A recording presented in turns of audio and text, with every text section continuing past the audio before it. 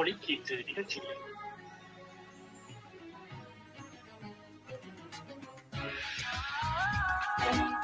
இவ்வாறே நேர்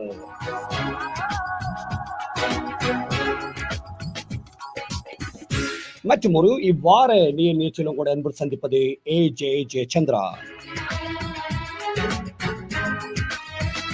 ஆம்னிகளே, இவ்வாறு நேராக கலந்து சிறப்பிக்கின்றார் இரும்பை நேசிக்கும் இளைஞன், வலுத்தூக்கி பல்வேறு சாதனைகளை சர்வதேசியில் கலந்து கொண்டு சிறப்பித்திருந்த சற்குணராஜா புஷாந்தன் அவர்கள் கலந்து சிறப்பிக்கின்றார். ஆனவர்களே, புஷாந்தன் அவர்கள் சாவச்சேரியிலிருந்து இணைந்திருக்கிறார். இலங்கை சாவச்சேரியிலிருந்து இணைந்திருக்கிறார். அவர் இப்பொழுது வான்நிலையில் வைத்துக் கொள்ள இருக்கிறேன். வணக்கம் புஷாந்தன் அவர்களே. வணக்கம் உங்களுக்கும் அனைத்து நேயர்களுக்கும். நிச்சயமாக. எப்படி இருக்கிறீர்கள் புஷாந்தன்? மிக்க நலமாகவும் ஆரோக்கியமாகவும் சந்தோஷமாகவும் இருக்கிறேன். நிச்சயமாக. ஆம்நேர்களே, புஷாந்தனை தெரியாதவர்கள் இப்பொழுது உலகத்தில் இருக்க முடியாது என்ற அளவுக்கு பல சாதனைகளை தேசிய ரீதியாகவும் ஹாங்காங், மலேசியாவில் பல விருதுகளை பெற்றிருக்கிறார். புஷாந்தன், சொல்லுங்களேன், உங்களுடைய சிறு வயதிலிருந்தே இந்த வலு தூக்கும் முயற்சியில் ஈடுபட்டீர்களா அல்லது எப்படி இது ஆரம்பமானது எங்களுக்காக பகிர்ந்து கொள்ளுங்களேன். சிறு வயதிலிருந்து வலு தூக்க இல்லை, சிறு வயதிலிருந்து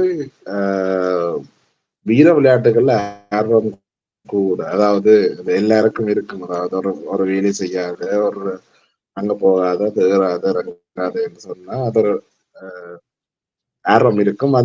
அந்த ஆர்வம் தான் பாடசாலை இறுதி நாட்கள்ல நான் அதாவது ஆரம்பித்தது வந்து பவர் லிப்டிங். அதாவது பாடசாலை நிறைவடைக்க அதை ஆரம்பித்தது. அதுக்கு பிறகு நான் குறிப்பிட்ட காலம் 2-3 வருடங்கள் செய்துவிட்டு அதை நான் அப்படியே நிப்பாட்டி விட்டேன். தென் கடந்து வந்து 26 வயது, அதாவது 26 வயது பிறகு திருப்பி அதுல ஒரு ஆர்வம் ஏற்பட்டு திருப்பி அதை நான் முயற்சி செய்தால் என்ன என்ற ஒரு கேள்வி ஒன்று எனக்குள் உருவாக்கி அதை பின்பற்றி வந்ததுதான் இந்த இடம். சரி, ஏன் உங்களுக்கு வேற விளையாட்டுகள் எல்லாம் இருக்கின்ற பொழுது, உதைப்பந்தாட்டம் இருக்கும் அல்லது வேறொரு விளையாட்டுகள் எல்லாம் இருக்கும். யாழ்ப்பாணத்துல சொல்ல போனால் எல்லாரும் கிரிக்கெட் விளையாடுவினம், ஃபுட்பால் விளையாடுவினம், ஹாக்கி விளையாடுவினம் அல்லது பாஸ்கெட் விளையாடுவினம். ஏன் உங்களுக்கு இப்படியான ஒரு விருப்பம் வந்தது? ஏதாவது உந்து சக்தி இருக்கின்றதா? இந்த விளையாட்டை நான் அதாவது எல்லாரையும் போலத்தான் நானும் உடற்பயிற்சி கூடத்துக்கு சென்று என்னுடைய உடல் நிறை அதிகமா இருந்தது. அதை நான் குறைக்க வேண்டும் என்று சொல்லியும் என் ஆரோக்கியத்தை பண்ண வேண்டும் என்று சொல்லி தான் போனேன். ஆனா அங்க போயிட்டு நான் நிறைய அதிகமாக தூக்கும் போது எனக்கு உடல் ரீதியாக மிகவும் உறுதியாக உணர்ந்தேன். அதை நான் மேலும் வளர்த்து கொண்டு வந்ததுதான் இந்த நிலை. சரி, நல்ல ஒரு விஷயம். சரி, நீங்கள் யாழ்ப்பாணத்துல இந்த ஆரம்பத்துல இந்த பவர் லிப்டிங் வெயிட் லிப்டிங் எல்லாம் இல்லை. அப்ப உங்களுக்கு இது எப்படி இருந்தது? ஒரு சேலஞ்சால ஒரு கஷ்டமாக இருந்திருக்கும் என்ன? ஒரு கோச், ஒரு பயிற்றுவிப்பாளரை கண்டுபிடிக்கிறது, இது எப்படி எல்லாம் ஆரம்பமானதை பற்றி சொல்லுங்களேன் நேர்களுக்காக. பயிற்றுவிப்பாளர் இல்லை. அதாவது இப்ப ஆரம்பிச்சு வந்து எல்லாரும் போல ஒரு ஜிம் ட்ரைனர், அதாவது ஜிம் ட்ரைனர் எல்லாருக்கும் இருக்கிற மாதிரி தான் ஆரம்பித்தது. அது வந்து அதுக்குரிய முறையான பயிற்சி திட்டம், அதாவது நான் செய்த விளையாட்டுக்கான பயிற்சி திட்டமும் தெரியாது, உணவு திட்டமும் தெரியாது. அதை நான் என்னுடைய போக்கில் எனக்கு தெரிஞ்ச மாதிரி நான் கற்றுக்கொண்ட மாதிரி, அதாவது ஆரம்ப கால பகுதியில் நிறைய யூடியூப்ல நான் பார்த்து கற்றுக்கொண்டேன். எல்லாம் யாராவது எழுதி இருந்தாலும் வாசிச்சு கற்றுக்கொண்டேன். அப்படித்தான் ஆரம்ப கால பகுதி அமைந்தது. அப்புறம் பயிற்றுனர் கிடைத்த வந்து, அதாவது சரியான முறையில் இருக்கான பயிற்றுனர் கிடைத்த வந்து கடைசி 2 வருடங்கள். அதாவது ஜேகே ஃபிட்னஸ் சங்கம் நான் என்ற பயிற்சியை மேற்கொண்டேன். தென் அதுக்கு பிறகு அந்த பயிற்சி நிறுவனத்தினுடைய சொந்தக்காரரும் பயிற்றுனருமானவரே எனக்கு பயிற்சியை வழங்கினர். இவ்வாறு செய்யலாம், இவ்வாறு உங்களுடைய உடல் உறுதியை அதிகரிக்கலாம், உங்களுடைய உணவு பழக்கத்தை இப்படி மாற்றினால் இன்னும் நிறைய உங்களுக்கு அது கை கொடுக்கும் சொல்லி அவர்கிட்ட இருந்தால் நிறைய விஷயம் கற்றுக்கொண்டு வந்தேன். தற்போது இப்ப நான் பயிற்றுனராக இருக்க வந்து, அதாவது யுஎஸ்ல அவர் இருக்கிறார். அவரை இப்ப தற்போது இருக்கிற இந்த பயிற்சிப்பாளர். சரி, சரி, சரி. இப்ப பயிற்சி என்று பார்க்கைக்கு யாழ்ப்பாணத்துல இதுக்கான வசதிகள் எவ்வளவு தூரம் இருக்கின்றது? அது உங்களை முற்றுமுழுதாக உங்களை சர்வதேச ரீதியான போட்டிகளுக்கு தயார்படுத்துவதற்கு உதவியாக இருந்ததா? அல்லது நீங்கள் மேலதிகமாக கொழும்புக்கு அல்லது வேறு இடங்களுக்கு சென்று பயிற்சிகளை மேற்கொண்டீர்களா? அதாவது ஒரு மட்டம் வரைக்கும் நான் இங்க இருக்கிற உபகரணங்களையும் பாவித்து வந்தேன். ஆனா இங்க இருக்கிற உபகரணம் வந்து நான் செய்யற விளையாட்டுக்கு உரிய உபகரணம் இல்லை. அதால வந்து என்னுடைய ஆரம்ப காலம் வந்து இதை முன்னிறுத்தி தான் நான் பயிற்சி செய்து கொண்டிருந்தேன். அதாவது பொதுவான வெயிட் அந்த எக்யூப்மெண்ட்ஸ். ஆனா ம், ஒரு காலகட்டத்துக்கு பிறகு அது எனக்கு போதாமல் இருந்தது. மற்ற அதில் செய்யக்க இப்ப ஒரு ஒரு கட்டத்துக்கு மேல என்னால வளர்ச்சி அடைய முடியாமல் ஒரு சூழ்நிலை வந்துச்சு. ம், இப்ப இப்ப சொல்ல போனா கொழும்புக்கு நான் கடந்த இப்ப இப்ப 2 இதாவது மூன்றாவது தடவை இப்ப மலேசியாவுக்கு போயிருக்கான். எனக்கு இந்த சில்வர் கிடைச்சது, வெள்ளி பதக்கம். அதுக்கு முதல் போயிட்டு வர இங்க பயிற்சி எடுத்துட்டு நான் இலங்கை மட்டத்துல பங்கு பெற்றி அங்க போய்க்க எனக்கு மிகவும் ஒரு குழப்பமா இருக்கும். நான் செய்யற உபகரணங்கள் வேறையா இருக்கும். அந்த பயிற்சி கால பகுதியில அந்த போட்டி கால பகுதியில நான் பயன்படுத்தும் உபகரணம் வேறையா இருக்கும். அந்த நேரத்துல நான் எதை கையாளுறதுன்னு தெரியாம இருக்கும். இந்த உபகரணத்தை எப்படி கையாளுறதா, இல்ல போட்டியை எப்படி கையாளுறதா, இல்ல ஏனைய வீரர்கள் எப்படி கையாளுறதா, புதிய சூழலை கையாளுறதா, அந்த ஒரு பிரச்சனை இருந்தது. ம். அதுக்காக நான் இப்ப கடந்த ஒரு 3 மாதங்களா கொழும்புலயே போயிருந்தேன். அதாவது சொல்லப்போனா ஒரு பாருக்கும் இரும்பு அந்த கம்பிக்காகவும் 8 வெயிட் பிளேட்ஸுக்காகவும் இப்ப என் அம்மா அப்பா இயலாதவ பெட் பேஷண்ட் ஒரு ஆள் ஒரு பெட்லான் இருக்க ஒரு ஆள் பராமரிப்பு இருந்துட்டு அம்மாவும் நடக்க மாட்டாங்க. ம். மற்ற அந்த ஒரு இக்கட்டான சூழ்நிலையில நானும் போனேன்.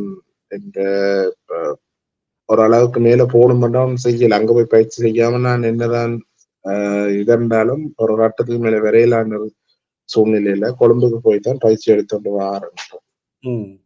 அப்ப இந்த சவால்கள், கஷ்டங்கள், துன்பங்களுக்கு மத்தியில போறேன்னைக்க, அப்ப உங்களுக்கு உறுதுணையா நின்றது யார் அப்ப? இப்ப அம்மா, அப்பாவாலயும் கஷ்டம் என்று சொல்றீங்கள். அப்ப எப்படி அத சமாளிச்சீர்கள்? இப்ப பொருளாதார ரீதியாகவும் பல பிரச்சனைகள், கஷ்டங்கள் இருக்கும். கொழும்புல போய் நிக்கிறது, அல்லது அதுக்கான உணவு கட்டுப்பாடுகள், அல்லது சும்மா ஒரு ஒரு சர்வதேச ரீதியில ஒரு போட்டிக்கு போறோம்னாலே, ஒரு என்னன்னு சொல்ல ஒரு உணவு சம்பந்தமான கட்டுப்பாடுகள் எல்லாம் இருக்கும். என்ன கண்டதையும் சாப்பிட இயலாது. ம். அதுக்கான விடயங்கள் எல்லாம் எடுக்கோணும்.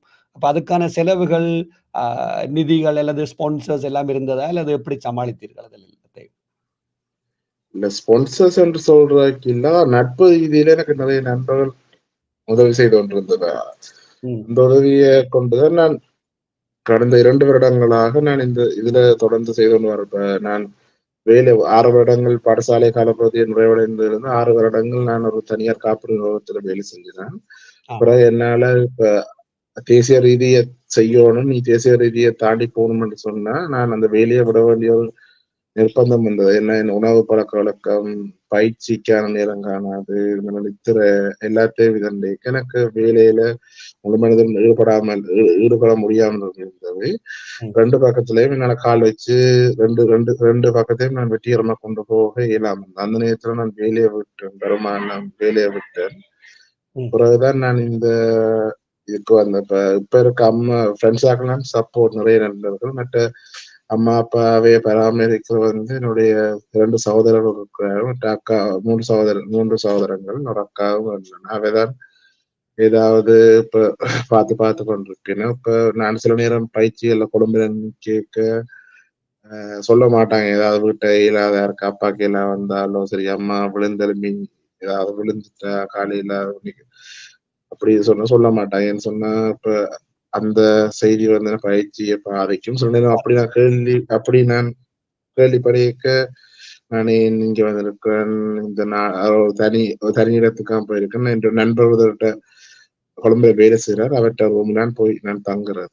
பேக்க ம்ஹ்ம். யோசிக்கிறேன், நான் இங்க வந்து நிக்கிறேன் இல்லையா? விட்டுட்டு எல்லாத்தையும் போவோமா? அவங்களாவது பார்த்துக்கொள்ளலாம். பாவம் கஷ்டப்படுறாங்க. அந்த ஒரு நிர்பந்த நிலையும் வேற. ம்.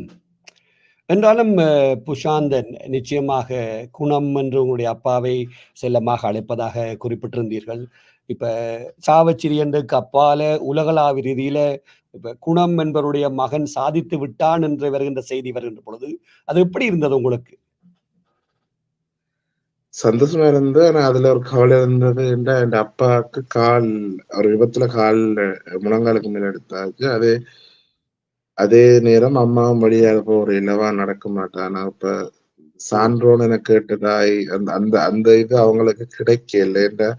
2 பேரும் வழியால போறதில்ல. மற்ற அண்ணா, ம். அக்காக்கள் சொல்றதுன்னு அவங்களுக்கு தெரியும். ஆனா அவங்கள் நேரடியா அந்த அனுபவம் கிடைக்கல. அது ஒரு கவலையா இருக்கும். இப்ப ம். எனக்கும் அதான் சந்தோஷம். இப்ப அவங்களுக்கு நான் பொருளாதார ரீதியா உதவி செய்ய முடியாட்டியும், அவங்க ஒரு இடத்துக்கு போயிக்க அவங்க பெருமைப்படுற மாதிரி இருக்கு. ஆனா இப்ப அதுக்கான இது சரியான குறைவு. நாங்க 2 பேரும் வீட்ல அது ஒரு கவலை. நிச்சயமாக. அதாவது புஷாந்தன் ஒரு இளைஞனாக இருக்கின்ற பொழுது, உங்களுடைய அந்த முதிர்ச்சி, ஒரு மெச்சூரிட்டி, ஒரு பட்டறிவு தெரிகிறது உங்களுடைய பேச்சிலிருந்து. அ அது உங்களை வாழ வைக்கும். உங்களுடைய பெற்றோருடைய ஆசீர்வாதம் உங்களுக்கு எப்போதும் இருக்கும். கவலைப்படாதீர்கள். உங்களுக்கு பெற்றோர்கள் விரைவில் சுகமடைய வேண்டும் என்று இந்த நிகழ்ச்சியை பார்த்துக் கொண்டிருக்கிறார்கள். வேண்டும் வரன்னு நம்புகின்றேன் புஷாந்தன். நன்றி. நிச்சயமாக. அடுத்தது, இப்ப நீங்கள் இவ்வளவெல்லாம் போகின்ற பொழுது, பல பிரச்சனைகள், அதாவது 2 விதமான கருத்துக்களை முகநூல் விற்பன்னர்கள், அதாவது இப்பொழுது பத்திரிகைகள் அல்லது தொலைக்காட்சியில் வர முன்னம் புஷாந்தன், அதாவது பளு தூக்கும், வெயிட் லிஃப்டிங் என்று சொல்லுகிறார்கள். நீங்கள் உண்மையாக வெயிட் லிஃப்டிங்ல செய்தீங்களா? அல்லது பளு தூக்கல், பவர் லிஃப்டிங்ல இத சாதிச்சீங்களா? பவர் லிஃப்டிங் நான் நான் என்று சொன்னா, ஆரம்ப கால பகுதியில பளுதூக்கல் மேற்கொண்ட பாடசாலை கால பகுதியில, ம். அது தேசிய ரீதியில 2ஆயிரம் வந்தது. அதுக்கப்புறம் அத நிப்பாட்டிட்டு தான் நான் இலங்கை மட்டத்துல அதுக்கு பிறகு செய்த ரெக்கார்ட்ஸ் தேசிய ரீதி சாதனைகளையும், அது பிறகு சர்வதேச போட்டிகளையும் நான் பவர் லிஃப்டிங் தான் நான் செய்தோண்டு வாரேன். ம். அதால இப்ப எல்லாருக்கும் நிறைய ஒரு வேறுபாடு ஒன்று இருக்குது. இப்ப நான் எந்த துறை செய்யணும்னு சொல்லி. ஆனா நான் சரியா செய்த துறை வந்து பளுதூக்கல், பவர் லிஃப்டிங் தான் நான் இப்ப மேற்கொண்டு வர்ற விளையாட்டு. நிச்சயமாக. அதாவது பலர் உங்களுடைய பாராட்டுக்களை தெரிவித்ததை நானும் பார்த்திருக்கின்றேன். ஆனால் அது பிழை இல்லை. அதாவது பொதுவாக நான் கூட அதாவது பவர் லிஃப்டிங், அதாவது வெயிட் லிஃப்டிங், அதாவது பளுதூக்கல் தான் யோசிச்சிருந்தோம். நிச்சயமாக நேர்களே, அ சாதித்திருப்பவர் வந்து பளுதூக்கல், அதாவது பவர் லிஃப்டிங்னால என்பதையும் இந்த வானொலியூடாக நாங்கள் பதிவு செய்து கொள்ள விரும்புகின்றோம். சரி, முதல் முறையாக நீங்கள் பல போட்டிகளில் பங்கு பெற்றிருந்தாலும், இந்த அண்மையில் பானதுறையில் நடைபெற்ற போட்டியில் தான் நீங்கள் பல விருதுகளை பெற்றதாக அறிகின்றோம். அந்த போட்டியை பற்றியும், அந்த அனுபவத்தை பற்றியும் சொல்லுங்களேன். என்ன, எப்படி இருந்தது? முதன்மையை போகின்ற பொழுது யார் யாரெல்லாம் உங்களோட வந்திருந்தார்கள்? எப்படி இருந்தது? ஒரு தமிழன் வடபகுதியிலிருந்து வருகின்றானே ஒரு சின்ன பையன் என்றெல்லாம் பார்த்தார்களா? இல்ல எப்படி இருந்தது அந்த அனுபவம்? அ அனுபவம் வந்து இப்ப நான் கடந்த வருடம் பங்கு பெற்றி நான் ஒரு தேசிய சாதனைய நிலைநிறுத்தி இருந்தேன். இப்ப இந்த முறை என்னன்னு சொன்னா, நான் அதாவது ஆசிய மட்டத்திலான விளையாட்டு போட்டி முடிச்ச பிறகு வந்து 5 நாள்ல எனக்கு இந்த போட்டி இருந்தது.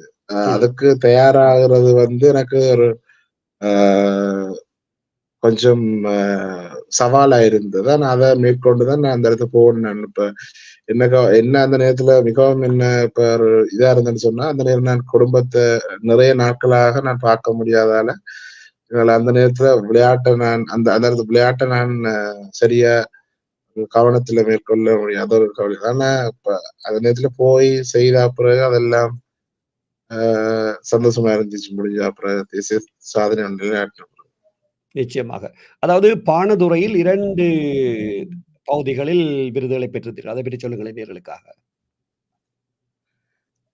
நான் இப்ப பணந்துறையில் நடந்ததுல இப்ப அதாவது ஸ்குவாட் முறையில வந்து ஒரு 325, அதாவது அது ஏற்கனவே என்னுடைய சாதனை தான். கடந்த வருடம் இந்த 335 கிலோவ நான் 350 கிலோவ நான் 15 கிலோவால இந்த தேசிய சாதனை முறியடிச்சிருந்தேன். ம். அதே மாரி பெஞ்ச் பிரஸ் அ என்ற முறையில 175 இருந்த ஒரு சாதனைய நான் 190 நான் மாத்தியிருந்தேன். ம்ஹ்ம். மற்றது இப்ப அதோடைய கூட்டுத்தொகை, அதாவது டோட்டலாக ஒரு டோட்டல் மொத்த எடை வந்து கடந்த வருடம் 792 கிலோவா இருந்தது. இந்த வருஷம் 825. அதாவது இலங்கையில இன்று வரை இலங்கை வரலாறு யாரும் 800 தாண்டி போகவில்லை என்றது ஒரு வடக்கில் இருந்த ஒரு சின்ன ஒரு இடத்துல இருந்து போய் அந்த இடத்துல நிக்க அது பெருமை. அங்க என் பேர் தெரியாது, ஜெஃப்னா தான் சொல்லுவாங்க.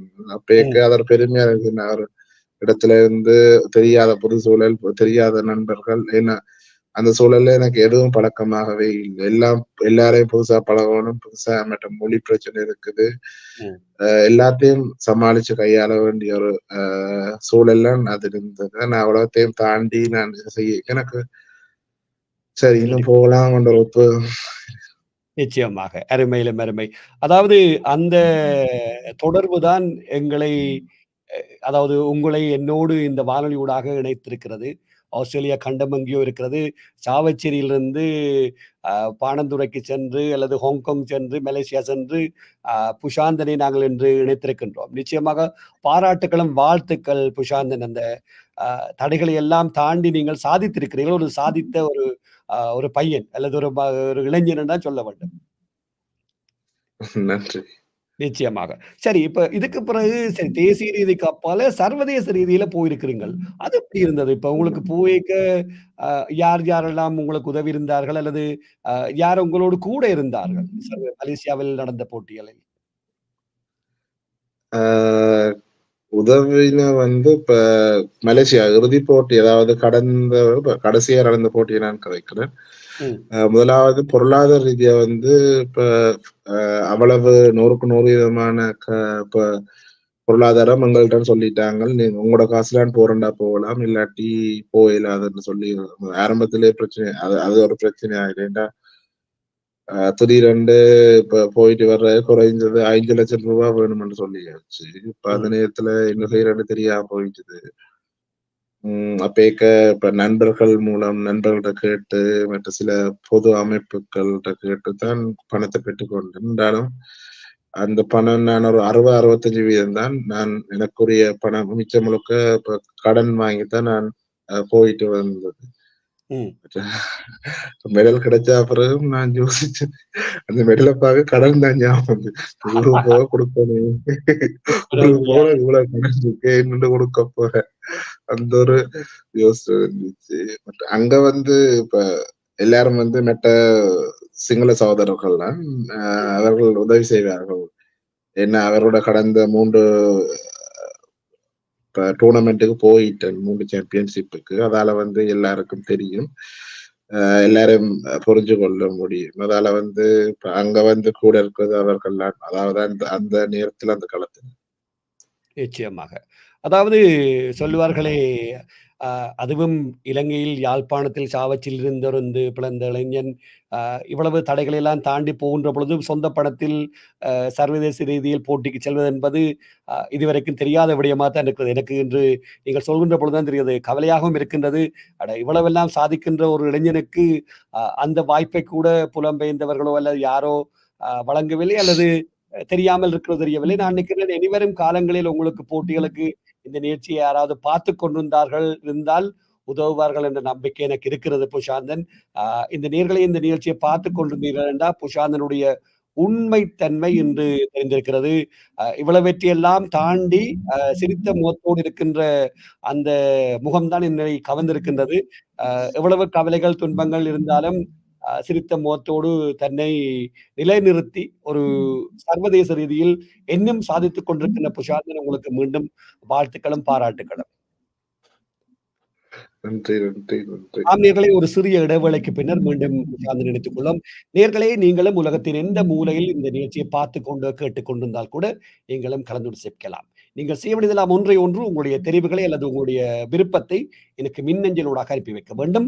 நீங்கள் மின்னஞ்சல் செய்ய வேண்டிய முகவரி atbcsongs@hotmail.com என்பதையும் உங்களுக்கு மீண்டும் அறிய தருகின்றோம். இந்த நிகழ்ச்சியானது சிட்னி நேரம் பிரதி திங்கட்கிழமையில் இரவு 9:30 வானொலியில் எடுத்து வரப்படுகிறது. இந்த நிகழ்ச்சியை நீங்கள் ஏடிபிசியினுடைய தனிப்பட்ட வானொலியூடாகவும், ஏடிபிசியினுடைய இணையத்தினூடாகவும், ஏடிபிசியினுடைய ஆப்பினூடாகவும், அத்தோடு ஏடிபிசி முகநூல் வாயிலாகவும், என்னுடைய தனிப்பட்ட முகநூல் யூடியூப் வாயிலாகவும் பார்த்தும் கேட்டும் வாழலாம் என்பதையும் நேயர்களுக்கு அறிய தருகின்றோம். ஆம், இந்த புஷாந்தனுடைய வாழ்க்கையை பார்க்கின்ற பொழுது, அட இப்படி ஒரு இளைஞன் இருந்து இவ்வளவு கஷ்டத்துக்கு அப்பாலே சாதித்துக் கொண்டிருக்கின்றான் என்றால், அது தமிழுடைய வீர மரபுன்னு தான் எடுத்துக்கொள்ள வேண்டும். அது என்னுடைய என்னுடைய ரத்தத்தில் ஊறிய ஒருன்னு நினைக்கின்றேன். அந்த வகையில புஷாந்தன் தன்னுடைய தனிப்பட்ட விடயங்களை குறிப்பிட்டிருந்தாலும், நேயர்களே அவற்றை நீங்கள் அவருக்கு ஏதாவது உதவி செய்ய விரும்பினால் கூட நீங்கள் அவரை அணுகலாம் என்பதையும் சொல்லிக்கொள்ள விரும்புகிறேன். ஏனென்றால், இப்படி ஒரு இளைஞன் இவ்வளவு கஷ்டத்துக்கு மத்தியில அம் வாழ்ந்து சாதனைகள் எல்லாம் படைத்துக் கொண்டிருக்கிறார் என்றால், அவருடைய மனதைரியம் எப்படி இருக்கும் என்று நீங்கள் பார்த்துக் கொள்ளுங்கள். சரி, குஷாந்தன் இப்பொழுது என்ன செய்து கொண்டிருக்கிறீர்கள்? இப்ப இவ்வளவெல்லாம் விருதுகளை வாங்கி வீட்டுக்கு வந்து விட்டீர்கள். இவ்வளவு பிரச்சனைகள். இப்பொழுது என்ன நடந்து கொண்டிருக்கிறது? உங்களுடைய தற்போதைய நிலைமை என்ன? தற்போதைய நிலைமை வந்து கேள்விக்குறி. சொன்னால் இப்ப பயிற்சி ஆரம்பிக்கணும். இப்ப இருக்கிற இந்தியா நிலையில இருக்க யோசனை வந்து அடுத்த பயிற்சியை நான் எப்படி அடுத்த போட்டியில எப்படி பங்கு பெற்றுறது, அதுக்கான பயிற்சி எப்படி ஆரம்பிக்கணும்னு சொன்னா, முதலாவது போட்டிக்கு போறதுக்கு இப்ப அதாவது நான் கடந்த மலேசியாவில் நடந்த ஆசிய மட்ட போட்டிக்கு போட்டு வந்த நான், அதுக்கு 4,70,000 முடிஞ்சுது. இப்ப அடுத்த வந்து காமன்வெல்த் பொதுநல விளையாட்டு போட்டி இருக்குது. அது சவுத் ஆப்பிரிக்கால வார அக்டோபர் மாதம். அப்ப அது வந்து இந்தியா நிலையில வந்து விமான டிக்கெட் அதுக்குரிய காசை வந்து 4,80,000. நான் இப்ப அதான் யோசிச்சுட்டு இருக்கேன். இப்ப இதுக்கு ரெடி ஆயிட்டு இப்ப இந்த கடைசி நேரத்துல ஒண்ணும் சரி நீங்க எப்படி போறது? அதாவது அந்த நேரத்துல மனசுடைஞ்சு அவ்வளவு பயிற்சி செய்து போட்டு 10 மாதம் அதுக்கு உழைச்சு போட்டு போயிடலாண்டேக்க அது ஒரு எப்படி அதை கையாளுறேன்னு தெரியாத ஒரு நிலைமையும் இருக்கும். இப்ப பயிற்சியை நான் மேற்கொள்றதுக்கு இப்ப என்னுடைய பயிற்றுவிப்பாளருக்கு மாதம் 280 அமெரிக்கன் டாலர்ஸ். இப்ப எங்கட காசுக்கு வந்து 85,000 86,000 அது நான் இப்ப அதை நான் எப்படி அரேஞ்ச் பண்றது அந்த ஒரு பிரச்சனை இருக்கு. 3 மாதம் இப்ப நண்பர்கள்ட்ட மாறி என்கிட்ட இருந்த காசுகள் ஏதாவது அப்படி அப்படி மேற்கொண்டு இந்த போட்டியில நான் பங்கு பெற்றிருந்தேன். ஆனா இப்ப 10 மாதம் சொன்னா இப்ப அதுக்கே 8,00,000 ரூபா பயிற்றுனருக்காக மட்டும் அவ்வளவுத்துக்கு என்கிட்ட அனுசரணை அதாவது நண்பர்கள் அவ்வளவுத்துக்கு உதவி செய்யறதில்லை. ஏன்னா அவங்கள முடிஞ்சதான் செய்யலாம். நான் என்ற இது வந்து என்ற வல்லமைக்கு மீறின ஒரு விஷயம். ஆனா கடந்த 3 மாதம் நான் பண்றதுக்காக நான் எப்படியாவது அந்த பயிற்சியை பெற்றுக்கொண்டேன். அது ஒரு கேள்விக்குறியா இருக்குது. இப்ப அடுத்த போட்டியில எப்படி பங்கு பெற்றது? அதனுடைய அந்த விமான டிக்கெட்டே 4,80,000 அங்க போய் நிக்கிறதுக்கு குறைஞ்சது இப்ப குறைஞ்சது 10 விமான டிக்கெட்டும், அங்க உணவு, அங்க தங்குற இடம், ஆழங்கரை 10,00,000. 10,00,000 கொண்ட 3ல 4,00,000 ஓகே. அது அப்படியா ஒரு 10,00,000 1 மில்லியன் அந்த அந்த காசு எப்படி இதுன்றது எப்படி அது அது எனக்கு ஒரு கேள்விக்குறி. அது அது அந்த சைடு இருட்டாத்தான் இருக்குது. என்ன சைடுன்னு தெரியல. சரி. நாங்கள் இன்னொரு கட்டத்துக்கு போகும் முன்னம், இது விளையாட்டுத்துறை சார்ந்த அமைப்பு அல்லது அரசாங்கத்திடமிருந்து அல்லது அது சம்பந்தமான இடத்திலிருந்து ஏதாவது உதவிகள் அல்லது உதவுத்தொகை அல்லது டிக்கெட்டுக்கான சலுகை ஏதாவது கிடைக்குமா? அல்லது அதுக்கான முயற்சிகள் ஏதாவது மேற்கொண்டீர்களா? அப்ப நான் 2022 ஆசிய மட்டம் போயிருக்க இப்ப முதல்ல ஆரம்பத்தில் தரமாட்டான்னு சொல்லி இப்ப இந்த கழிச்சு 2-3 நாள் நாங்க மினிஸ்ட்ரி ஆபீஸ்ல போய் 2 பிராக்டிஸ் இல்ல சாப்பாடு இல்ல காலம் 9 மணி போறது 3 நாள் நின்று இந்த கதைச்சு ஒரு ஆளுக்கு 2,00,000 படி தந்தது. அப்ப அந்த காசு வந்து 60 35-40% அந்த எங்கட செலவுல அது இதா இருந்தது அரசவையா இருந்தது. அடுத்த முறை ஹாங்காங்க்கு போயிருக்கு. இப்ப ஹாங்காங்ல இப்போ வாழ்வாதார அந்த செலவும் கூட டிக்கெட்டும் அதோட சரியா கூட இருந்தது. அங்க போய்க்க 7,00,000 முடிஞ்சது. அப்ப முதல் போக தரையில்லை. திருப்பி வரைக்கான் நாங்கள் பிளேஸ் பண்ண அப்புறம் அதாவது பதக்கம் கிடைஞ்ச அப்புறம் மினிஸ்டரோட கதைச்சு 2,00,000 ரூபா ஒரு ஆளுக்கு படி கிடைச்சது. இந்த முறை சொல்லிட்டாங்க. இப்ப இந்த மினிஸ்டர் கிரிக்கெட் விஷயத்துல ஒரு போர்டர் பிரச்சனை இருக்கிறபடியா இப்ப அவங்க மாட்டேன்னு சொல்லிட்டா மற்ற தங்கள்கிட்ட எந்த ஒரு காசும் இல்லை இப்ப மட்டும் மினிஸ்ட்ரியிலன்னு சொன்ன உடனே அப்ப நேரம் சொல்லிட்டா நீங்க எல்லாம் கூட காசுலாம் போகலாம். இதெல்லாம் அப்ப விசால இருந்து அதாவது டிஷர்ட் அடிக்கிற கூட சொந்தம் 100க்கு 100 அவங்களோட காசுல போட்டு போனது. அந்த அந்த ஜேசி ஃபுல் போற டீமுக்கான அந்த ஜேசி அடிக்கிறது நிச்சயமாக. எங்களோட அதாவது காசு. நிச்சயமாக புஷாந்தன், நான் நினைக்கிறேன் இந்த கேள்வியை இந்த நிகழ்ச்சியை பார்த்துக் கொண்டிருக்கிற, கேட்டுக்கொண்டிருக்கிற நேயர்களிடமே விட்டு விடுவோம். அதாவது நேயர்களே, இப்படி ஒரு வடக்கின் இரும்பை நேசிக்கும் ஒரு இளைஞன், இவ்வளவு தடைகளை எல்லாம் தாண்டி பல விருதுகளை எல்லாம் பெற்றுக் கொண்டிருப்பவர். காமன்வெல்த் ஆசிய அதாவது பொதுநலவாய விளையாட்டுப் போட்டிக்கு தென் ஆப்பிரிக்காவுக்கு செல்வதற்கு இந்த நிகழ்ச்சியை பார்த்துக் கொண்டிருக்கிறார்கள் யாராவது, புஷாந்தனுக்கு தனிப்பட்ட ரீதியில் ஏதாவது உதவி செய்ய விரும்பினால் கூட, இந்த நிகழ்ச்சியை கூடுதலான அளவுக்கு பகிருங்கள். இது பலரிடம் சென்றடைய வேண்டும். இந்த விருப்பத்தோடு பல தடைகளை எல்லாம் தாண்டி சாதிக்க இருக்கின்ற இந்த இளைஞனுக்கு உங்களால் முடிந்த உதவிகளை செய்யுமாறு இந்த நிகழ்ச்சியை படைத்துக் கொண்டிருக்கின்ற ஏடிபிசி வானொலி சார்பாகவும் இந்த நிகழ்ச்சியுடைய தயாரிப்பாளர் வகையிலும் என்னுடைய ஒரு அன்பான வேண்டுகோளாக குறிப்பிட்டுக் கொள்கிறேன் நேயர்களே. இது கதை செய்யவில்லை, எதேச்சையாக குஷாந்தனிடம் பேசுகின்ற பொழுது வந்திருக்கின்றது. ஆகவே இதை இந்த வானொலிக்காக செய்யுங்கள். இந்த வானொலியை பார்த்து இந்த இளைஞன் இது இரும்பை நேசிக்கின்ற இந்த பளுதூக்கும் இளைஞனுக்காக செய்யுமாறு அன்போடு கேட்டுக்கொள்கிறேன். பார்ப்போம் குஷாந்தன், இந்த நேர்கள் எவ்வளவு உறுதியோடு இருந்து செய்வார்கள் நினைக்கின்றேன். இந்த நிகழ்ச்சியை பார்த்துக் கொண்ட நேர்களுக்கு இருக்கும். இப்ப மலேசியாவில் எத்தனை எத்தனை கிலோகிராம் தூக்கியிருந்தீர்கள்? எத்தனை விருதுகள் கிடைத்தது? மலேசியாவில் எனக்கு ஸ்குவாட் முறைக்கும் சாரி மன்னிக்கணும், டெட்லிஃப்ட் முறைக்கும் பெஞ்ச் பிரஸுக்கும் தான் 2 முறையிலேயும் தான் எனக்கு வெள்ளி பதக்கம் கிடைச்சது. அங்க நான் 790 கிலோ தூக்கியிருந்தேன். அப்ப யார் முதலாவது எந்த நாட்டை சேர்ந்தவர்கள் வந்திருந்தார்கள்? சைனாக்கள் சைனாவுல சைனாவா? சரியா. நிச்சயமாக. அதாவது ஒரு அனுபவம் என்பது முக்கியமானது.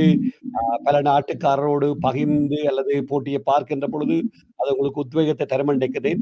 நிச்சயமாக நான் நினைக்கின்றேன், இனிவரும் காலங்களில் நீங்கள் தங்கப்பதக்கத்தை வெல்லக்கூடிய வாய்ப்புகள் இருக்கும் என்று நம்புகின்றோம். சரி, இன்னொரு பக்கம் வருவோம். இப்ப உங்களைப் போன்ற இளைஞர்கள் யாழ்ப்பாணத்தில இந்த பளுதூக்கலில் ஈடுபடுகிறார்களா? அல்லது எப்படி பார்க்கிறீர்கள்? இப்ப ஆரம்பிச்சிருக்கிறார்கள். இப்ப என்ன பிரச்சனை சொன்னா, இந்த உபகரணம் வந்து சரியான குறைவு இங்க. அதான் பெரிய ஒரு பிரச்சனை. இப்ப மற்ற சிலதுகளை தாண்டி இப்ப இப்ப நான் ஒரு இடத்துல பயிற்சி பெறேன், அவங்க ஒரு இடத்துல பயிற்சி பெறேன். அப்ப முதலாவது பிரச்சனை வந்து யாழ் மாவட்டத்துக்குன்ற ஒரு சம்பளம் இல்லை. இந்த அதாவது முதல் இருந்தது 2010, 12ஆம் காலப்பகுதிகள்ல ஒரு சம்பளம் இருந்தது. இப்ப அந்த சம்பளம் இயங்கு நிலையில இல்ல. அதால வந்து இப்ப புது வீரர்கள் தாங்கள் விரும்பினாலும் அது வந்து இங்க வந்து பங்கு பெற்றி அடுத்த கட்டத்துக்கு போறதுக்கான இது இல்ல.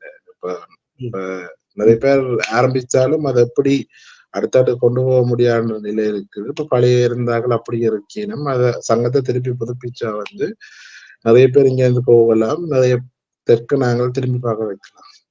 திரும்ப பார்க்க வைக்கலாம். நிச்சயமாக. ஆகவே நேயர்களே, புஷாந்தன் குறிப்பிட்டது போலவே, உங்களுக்கு தெரிந்தவர்கள் இருந்தாலும், இப்படி ஒரு இளைஞர் இருக்கின்ற பொழுது, அவருடைய அனுபவங்கள், பட்டறிவை பெற்றுக் கொள்ளக்கூடிய வாய்ப்புகள் இருக்கும். ஆகவே உங்களைப் போன்ற இவரைப் போன்றவர்கள் ஊக்குவியுங்கள். யாழ்ப்பாணத்திலிருந்து அல்லது வடக்கு கிழக்கு பகுதியிலிருந்து பல இளைஞர் யுவதிகளை கூட நாங்கள் உருவாக்கலாம் என்பதையும் இந்த தருணத்தில் பதிவு செய்து கொள்ள விரும்புகிறோம். நிறைவாக புஷாந்தன், இந்த நிகழ்ச்சியை பார்த்துக் கொண்டு கேட்டுக் கொண்டிருக்கிறார்களுக்கு நீங்கள் சொல்ல விரும்புகிறீர்களா?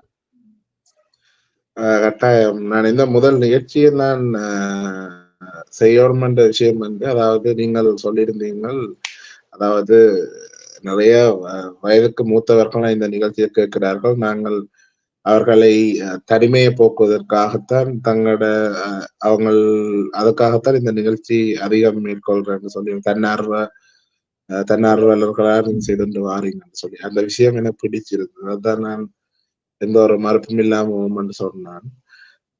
இப்ப நான் அவர்களுக்கு சொல்றது வந்து நீங்கள் சந்தோஷமா இருக்கிறீங்க, நான் நம்புறேன் நீங்கள் சந்தோஷமா இருங்க.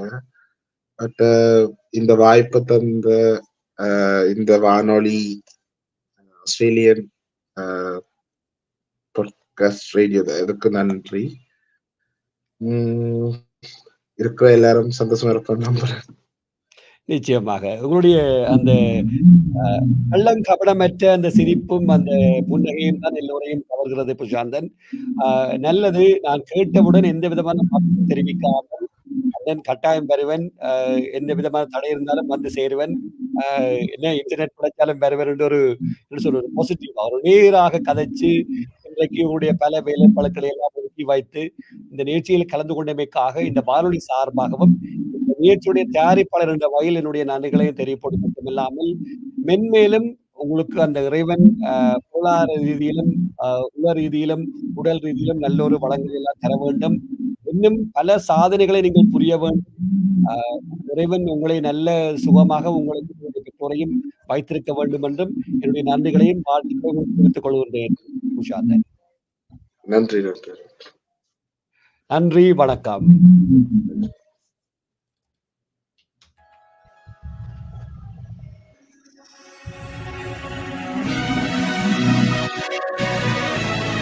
நீங்கள் இதுவரை கேட்டு, பார்த்து ரசித்த நிகழ்ச்சி இவ்வார நேர்.